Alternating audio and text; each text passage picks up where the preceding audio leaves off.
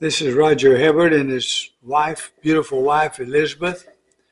And today we are in Matthew 14.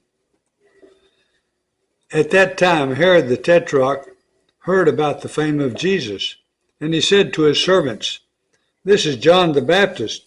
He has been raised from the dead. That is why these miraculous powers are at work in him." For Herod had seized John and bound him and put him in prison for the sake of Herodias, his brother Philip's wife, because John had been saying to him, "It is not lawful for you to have her." And though he wanted to put him to death, he feared the people, because they held him to be a prophet. But when Herod's birthday came, the daughter of Herodias,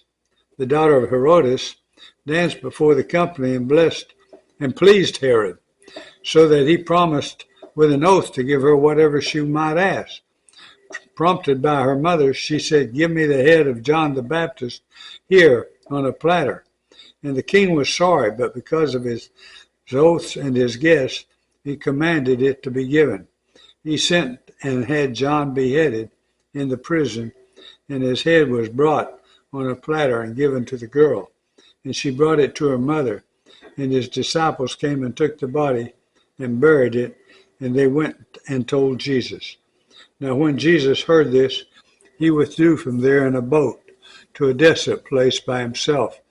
But when the crowds heard it, they followed him on foot from the towns.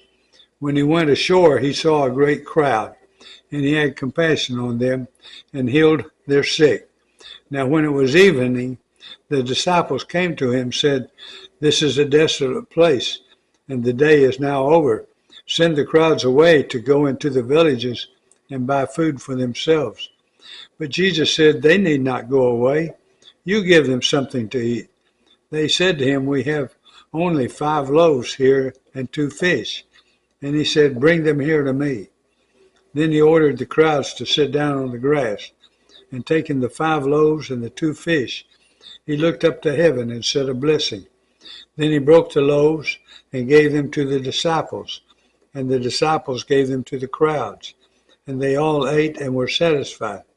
And they took up 12 basketfuls of the broken pieces left over. And those who ate were about 5,000 men, besides women and children. Immediately he made the disciples get into the boat and go before him to the other side. When he dismissed the crowds, and after he had dismissed the crowds, by the way, did you notice he made the disciples go? The disciples, I don't think, wanted to go. I think they saw a storm coming because they knew that lake. But anyway, he made them go. Immediately it says he made the disciples get into a boat and go before him to the other side. Okay, and then after he had dismissed the crowds, he went up on the mountain by himself to pray. When evening came, he was there alone, but the boat by this time was a long way from the land, beaten by the waves, for the wind was against them. And in the 4th watch of the night, he came to them walking on the sea. But when the disciples saw him walking on the sea, they were terrified and said, "It is a ghost." And they cried out in fear. But immediately Jesus spoke to them, saying, "Take heart, it is I. Do not be afraid." And Peter answered him, "Lord, if it is you, command me to come to you on the water." He said, "Come." So Peter got out of the boat and walked on the water and came to Jesus. But when he saw the wind, he was afraid, and beginning to sink, he cried out, "Lord, save me." Jesus immediately reached out his hand and took hold of him, saying to him, "Oh, you of little faith, why did you doubt?"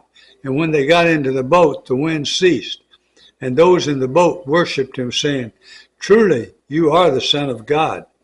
And when they had crossed over, they came to the land at Gennesaret.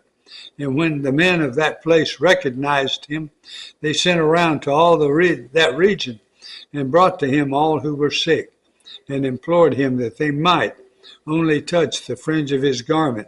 And as many as touched it were made well.